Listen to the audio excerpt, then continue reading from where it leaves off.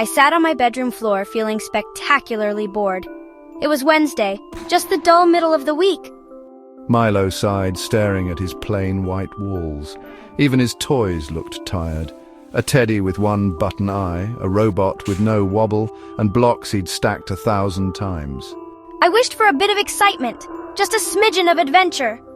He imagined dragons outside his window, but saw only Mrs. Higgins' cat chasing a pigeon. Milo flopped onto his back, longing for color and dreaming of a world where trees were purple and the sky was stripy. He pictured a magnificent door on his wall, one that led somewhere incredible, but when he opened his eyes, it was just the same old wall. Milo, darling, I found this old paintbrush in the attic for you. Thought you might like to do some painting. She handed him a long wooden paintbrush with a smudge of blue paint. A paintbrush is nice, but I don't have any paints. Thank you, Mum.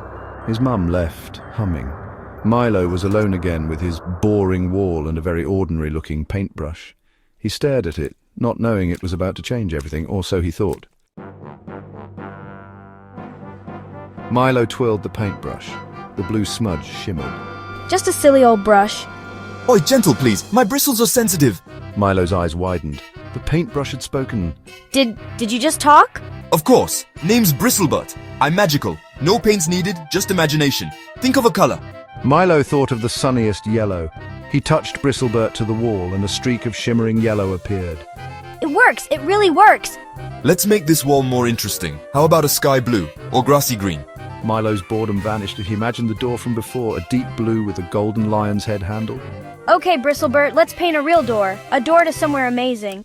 He lifted the brush, heart pounding. The adventure was about to begin, and so Milo painted his way to wonder. Milo painted a bold blue rectangle swirling like the sea and a golden lion's head handle. The door looked real, solid and inviting. Go on, lad. Adventure awaits. Milo turned the handle. The door swung open into a world bursting with color. The sky was a rainbow swirl, the ground a patchwork of green and purple. Rivers of silver ink flowing past red-leaf trees. Milo stepped into the land of color, awestruck. A friendly dragon bounced over, made of squiggly lines and zigzag wings. Hello, I'm Squiggles. Welcome. I'm Milo. I painted the door. You're a creator. Come on, I'll show you around. They met talking triangles, singing paper birds, slid down rainbows and bounced on clouds. Milo felt braver and happier than ever. In this world, his imagination was everything. He was Milo, friend of a crayon dragon. Suddenly, a grey gloom spread. Colours faded. The air smelled rubbery. What's happening? It's the Eraser King. Over the hill marched a giant pink eraser with a metal crown, followed by an army of rub-out bots. No more color, no more creativity, erase it all! The bots scrubbed away flowers and hills, leaving only grey smudges. Milo's heart pounded. How could he stop them? He hates anything fun or messy. He wants everything blank. The Eraser King spotted Milo and Bristlebert. A creator, get them.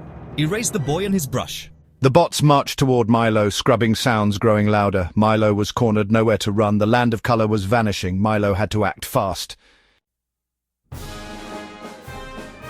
Milo froze as the rub-out bots closed in. He looked at Bristlebert. Don't just stand there. Your imagination is stronger than his rubber. Use it! A spark of courage lit inside Milo. What do erasers hate? Gooey, sticky mud! He painted a wave of mud, trapping the bots. Splat, splat, splat. The Eraser King roared and charged. Water! Milo painted a giant water pistol and squirted the king, who shrieked and began to smudge. I'm smudging, I'm smudging. Milo painted colourful rain, washing away the grey and reviving the land of colour. The Eraser King and his bots retreated, defeated. Milo was a hero. Back in his room, the walls shimmered, a reminder of his adventure. Milo learned you don't need to be big to be brave. All you need is imagination and a little courage.